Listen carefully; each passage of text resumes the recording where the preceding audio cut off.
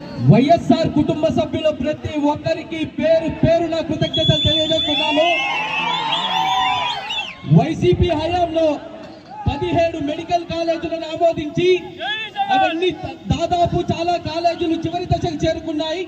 అలాంటిది ఈ కూటమి ప్రభుత్వం ఏర్పడిన తరువాత ఆ కాలేజీలను ఏటిని పట్టించుకోకుండా ఈ రోజు ప్రైవేట్ పరం చేయడానికి ఈ పీపీపీ విధానాన్ని తీసుకొచ్చింది. ఈ పీపీపీ విధానం ఏంటంటే కూటమి ప్రభుత్వం ప్రజల యొక్క సొమ్ముని ప్రణాళికబద్ధంగా లూటీ చేయడానికి ఏర్పరిచినటువంటిదే ఈ ప్రైవేట్ పబ్లిక్ పార్ట్నర్షిప్స్. 15 సంవత్సరాలు ముఖ్యమంత్రిగా ఉన్నారు. 25 సంవత్సరాలు తెలుగుదేశం పార్టీ అధికారంలో ఉంది. 40 ఏళ్ల ఇండస్ట్రీ అంటాడు. ఏఐ టెక్నాలజీని కనుక్కునింది నేనే అంటాడు. గూగుల్ సృష్టికర్త నేనే అంటాడు. నీ హయాంలో ఏ రోజైనా నువ్వు ఒక్క మెడికల్ కాలేజ్ అయినా కట్టావా? కనీసం మెడికల్ కాలేజ్ యొక్క పునాది రాయిని నువ్వు నాటినావా అని మన యువత విషయంగా ఈ రోజు ప్రశ్నిస్తున్నా.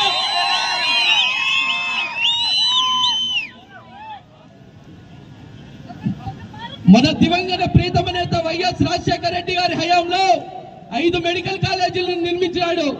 ఉమ్మడి ఆంధ్రప్రదేశ్ రాష్ట్రంలో ఆరోగ్యశ్రీ అనే పథకాన్ని ప్రవేశపెట్టి రాష్ట్రమంతా పేద ప్రజలకు ప్రతి ఒక్కరికి ప్రైవేట్ హాస్పిటల్లో ఉచిత వైద్యం అందించిన ఘనత మన వైఎస్ రాజశేఖర రెడ్డి గారిది.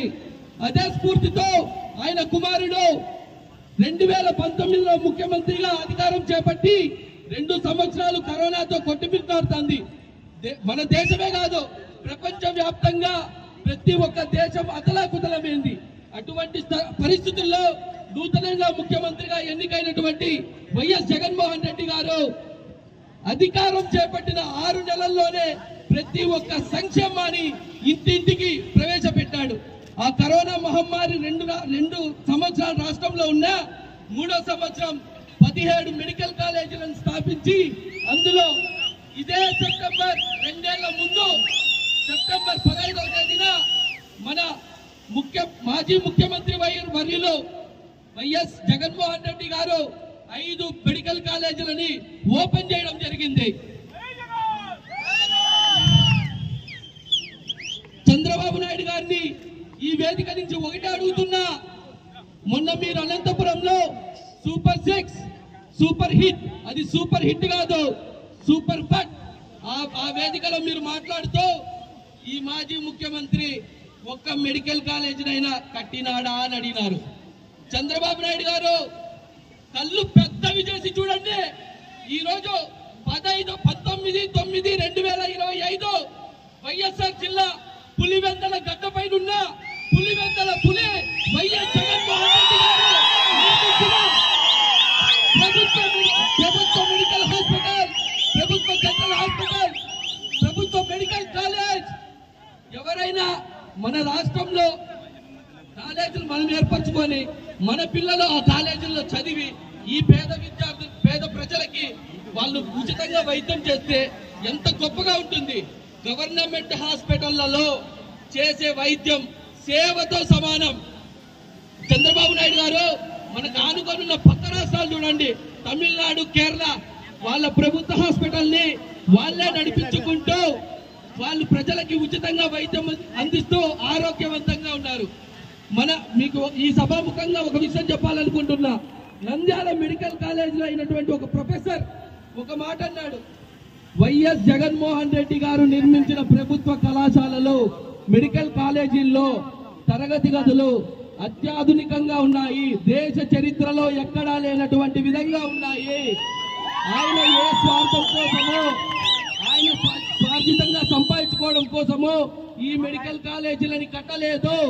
కేవలం ఆంధ్రప్రదేశ్ రాష్ట్రంలో ఉన్నటువంటి ప్రతి పేద విద్యార్థికి మెడికల్ వైద్య విద్యను అందించాలనే తపనతో ఈ రోజు ఈ కాలేజీలను నిర్మించడం జరిగింది.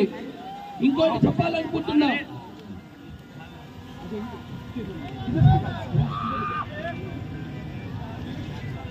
మీ అందరికీ ఒకటే చెప్తున్నా, ఈ ప్రభుత్వ మెడికల్ కళాశాలలో ఆంధ్రప్రదేశ్ భవిష్యత్తుకు సంబంధించిన విషయం. ఈ ప్రభుత్వ మెడికల్ కాలేజ్ ఆంధ్రప్రదేశ్ ఒక వైద్య విద్యకు సంబంధించిన విషయం. ఈ ప్రభుత్వ మెడికల్ కాలేజ్ పేద బడుగు బలహీన వర్గాలకు సంబంధించిన విషయం.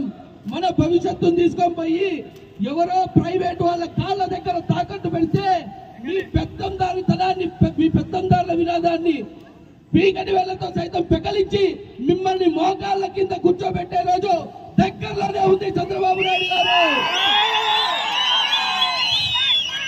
ఈ రాష్ట్రంలో మీరంతా గమనించినట్టయితే డాక్టర్ బిఆర్ అంబేద్కర్ రచించిన రాజ్యాంగాన్ని ఈ రాష్ట్రంలో రెడ్ బుక్ తో రీప్లేస్ చేస్తారు. వాళ్ళ కొడుకు ఏం పుస్తకాలు ఉన్నాయో ఏమో తెలియదు. ఏమన్నంటే స్టాన్ఫోర్డ్ అంటాడు, హార్వర్డ్ అంటాడు. అది అందరికీ తెలిసింది.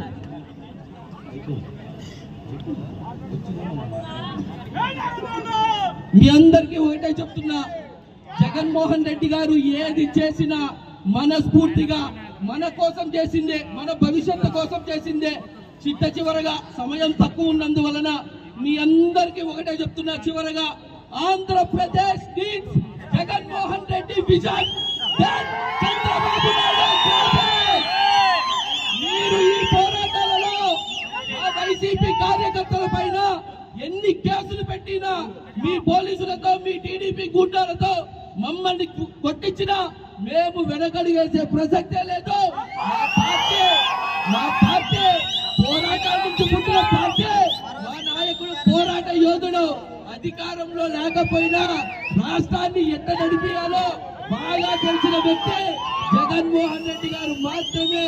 ముందుది ముసళ్ళ పండుగ. మీరు ఏం జీవోలు ఇచ్చుకుంటారో ఇచ్చుకోండి. 2024 కౌంటింగ్ రోజు 85, 86, 87, 88 మ్యాజిక్ ఫిగర్ దాటిందా? అర్థమైందా తెలుగు తమ్ముళ్ళు? వింటున్నారా? పులివెందుల గడ్డపై నుంచి అడుగుతానా? 88 మ్యాజిక్ ఫిగర్ దాటిందంటే ఒక్కరు కూడా మీ విధానాలుండో మీరుండరు. జై జగన్!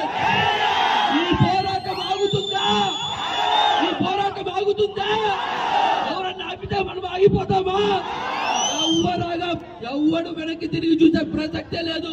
ఇక్కడ ఉండేదంతా జగనన్న సైనికులు. జై జగన్! జై వైఎస్ఆర్సీపీ! జై వైఎస్ఆర్సీపీ! గతంలో మన ప్రీతమ నాయకుడు జగన్మోహన్ రెడ్డి గారు కరోనా లాంటి సంక్షోభంలో కూడా ఆయన సంక్షేమ పథకాలు ఇచ్చిన చరిత్ర జగన్మోహన్ రెడ్డి గారిది.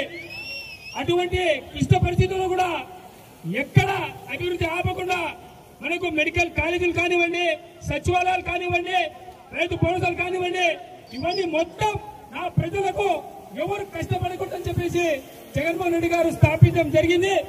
ఈ రోజు నేను ఉప ముఖ్యమంత్రి పవన్ కళ్యాణ్ ఒక విషయం అడదలుచుకున్నా. ఆయన నేను పార్టీ పెట్టిందే ప్రశ్నించడానికి మీరు ఎక్కడున్నాయా? నువ్వు పవన్ కళ్యాణ్ ఎక్కడున్నావు? కనీసము మీరు కొత్త కన్స్ట్రక్షన్లు కట్టకపోగా ఆ జగన్మోహన్ రెడ్డి గారు కట్టినటువంటి బిల్డింగ్స్ అయితేనేమి, కాలేజీ అయితేనేమి ఆపాల నువ్వు ప్రశ్నించాలి. ఎక్కడ పవన్ కళ్యాణ్ ఎక్కడున్నావు? దయచేసి మేము ఈ ప్రక్రియను అడ్డుకుంటాం.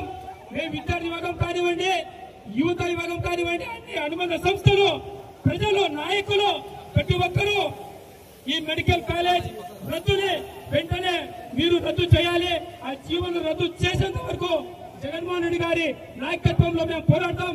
అదేవిధంగా మీరు ప్రజలు కానివ్వండి, విద్యార్థులు కానివ్వండి, మీ ఆశయాల కోసం మేము నాయకులు, కార్యకర్తలు మేము చనివాడిగా సిద్ధంగా ఉన్నాం. మా కుటుంబాలను చూసుకోవడానికి మా అధినాయకుడు జగన్మోహన్ రెడ్డి గారు. ఎందుకంటే పోలీస్ కేసులో కాదు, ఎవరిని భయపడాల్సిన అవసరం లేదు.